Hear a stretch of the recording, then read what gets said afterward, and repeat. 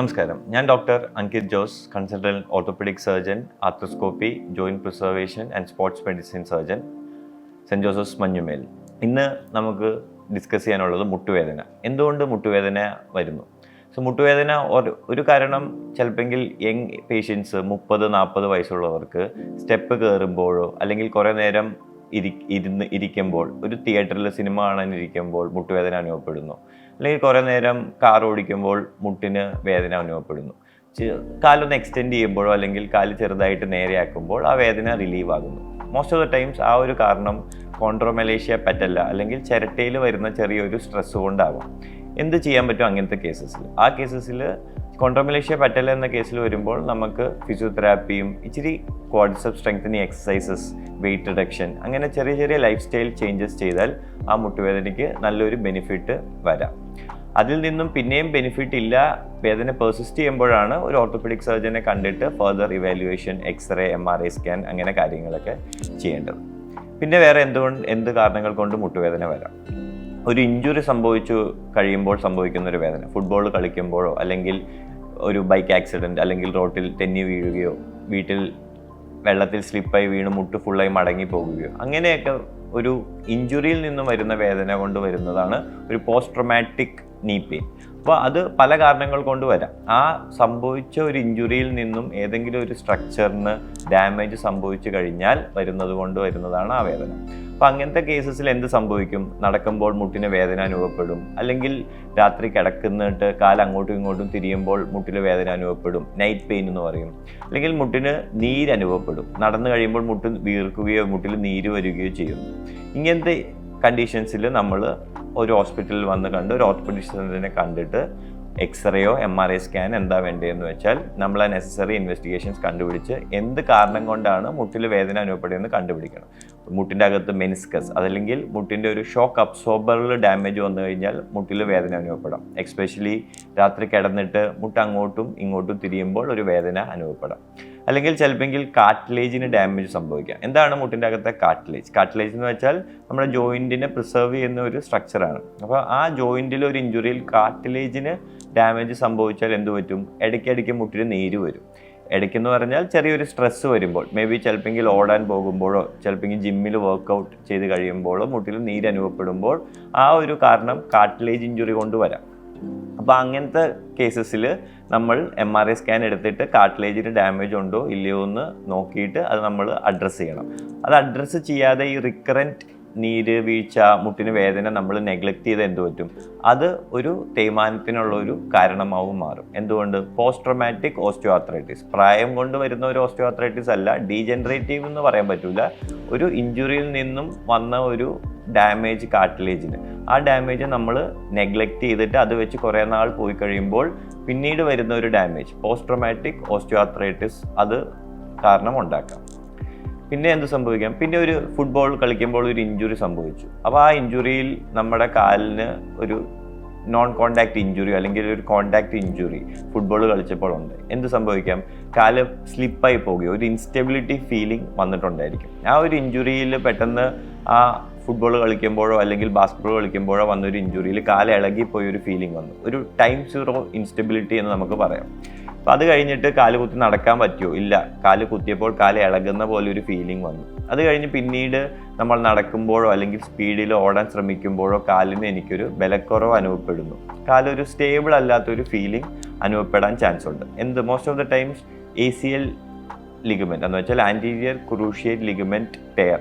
അങ്ങനത്തെ ആ ലിഗമെൻ്റാണ് മുട്ടിനൊരു സ്റ്റെബിലിറ്റി തരുന്നത്, മുട്ട് തെന്നിപ്പോവാതെ മുട്ട് സ്ട്രോങ് ആക്കി വെക്കുന്നത്.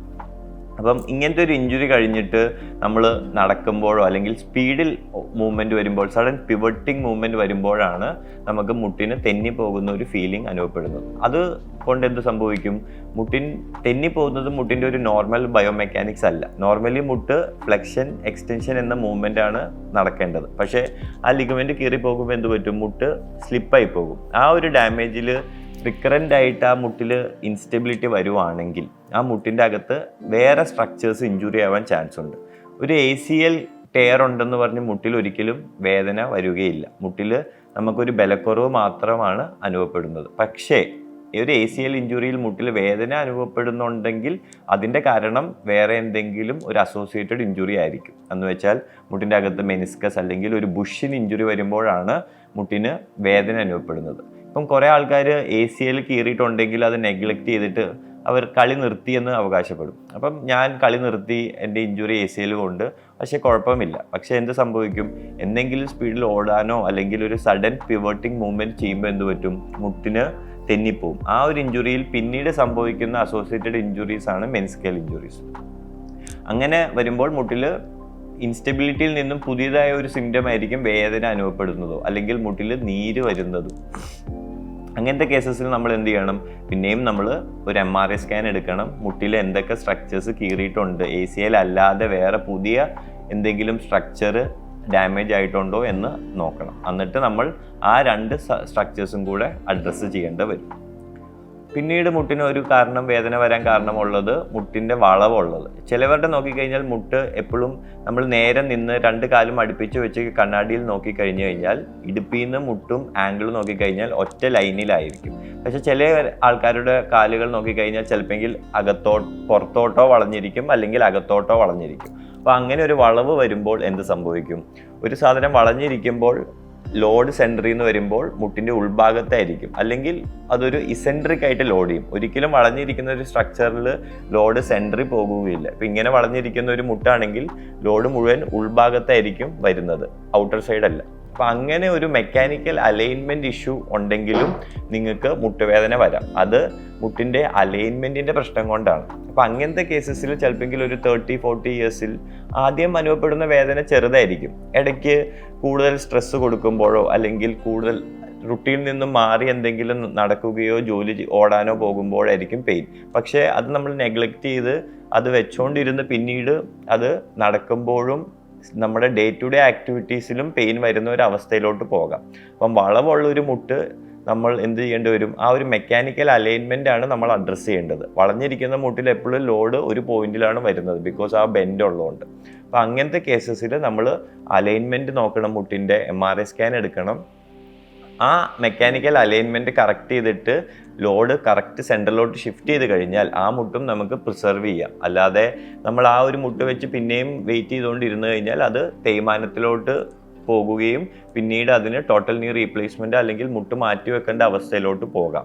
പക്ഷേ നേരത്തെ ഇങ്ങനത്തെ പ്രശ്നങ്ങൾ അഡ്രസ്സ് ചെയ്താൽ നമുക്ക് ആ ബെൻഡ് കറക്റ്റ് ചെയ്തിട്ട് ഹൈ ടിബിയൽ ഓസ്റ്റിയോട്ടമി എന്ന ജോയിൻറ്റ് പ്രിസർവിങ് സർജറീസ് ചെയ്ത് കഴിഞ്ഞാൽ നമുക്ക് ആ മുട്ടിന് നോർമൽ നീയും കിട്ടും. മുട്ട് മാറ്റി വെക്കേണ്ട സർജറി നമുക്ക് മേ ബി ഡിഫർ ചെയ്യാം. ചിലപ്പോൾ ലോങ് ടേമിലോട്ട് ഒരു 10-15 to 20 ഇയേഴ്സ് വരെ നമുക്ക് നമ്മുടെ നോർമൽ മുട്ട് വെച്ചിട്ട് പഴയ എല്ലാ ആക്ടിവിറ്റീസും ചെയ്യുകയും നമ്മുടെ സ്പോർട്സോ റണ്ണിങ്ങോ അങ്ങനത്തെ ജിം ആക്ടിവിറ്റീസ് എല്ലാം തിരിച്ച് ചെയ്യുകയും ചെയ്യാൻ പറ്റും.